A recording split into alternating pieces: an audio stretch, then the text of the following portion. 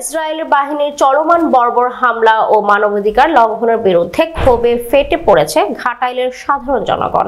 শনিবার বেলা 11টায় ঘাটাইল উপজেলার বিজয় ৭১ চত্বর থেকে একটি প্রতিবাদ মিছিল অনুষ্ঠিত হয়। মিছিলে নানা শ্রেণী পেশার মানুষ একাত্মতা প্রকাশ করে অংশগ্রহণ করেন।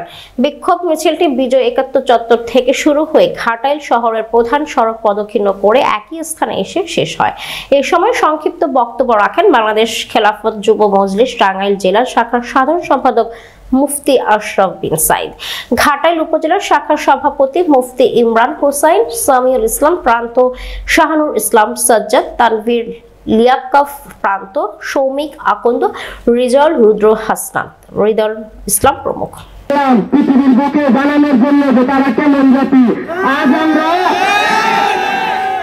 আমরা হারে হারে টের পাচ্ছি যে এই ইহুদি আমাদের দুনিয়াকে কিভাবে ধ্বংস করছে, আমাদের মুসলিম জাতিকে কিভাবে ধ্বংস করছে।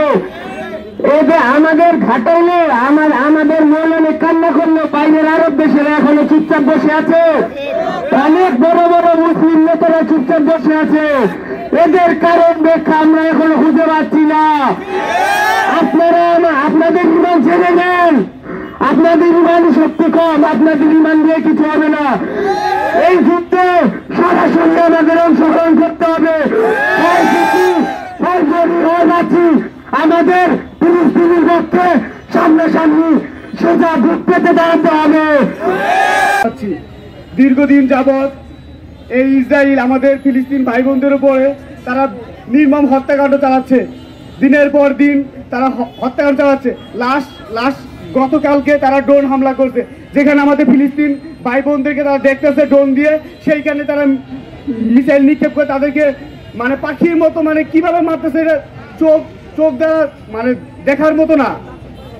আমরা চাই, আমরা বাংলাদেশে থাকি, আমরা সবাই আমরা তো যুদ্ধের ময়দানে যুদ্ধ করতে পারবো না। আমরা চাচ্ছি আজকের এই প্রোগ্রাম থেকে ঘাটাইলবাসীর যত রেস্টুরেন্ট আছে এবং যত দোকান আছে, সেই দোকানে যত প্রকার ইসরায়েলি পণ্য আছে, তারা নিজ দায়িত্বে ইসরায়েলি পণ্য বিক্রয় বন্ধ করে দিবেন। আকুল আবেদন। আমরা হয়তো যুদ্ধে অংশগ্রহণ করতে পারতেছি না, যদি আল্লাহ তাআলা আমাদের সেই সুযোগ দেয় অবশ্যই আমরা অংশগ্রহণ করব। কিন্তু আজকের এই প্রোগ্রাম থেকে আমরা সবাই শপথ গ্রহণ করব। আমরা বিগত বিভিন্ন মানে প্রোগ্রামে বলছি ইসরায়েলি পণ্য বয়কট। আজকের এই প্রোগ্রাম থেকে চূড়ান্ত সিদ্ধান্ত নিব, বাংলাদেশে কোনো ইসরায়েলি পণ্য উৎপাদন ও আমদানি হবে না।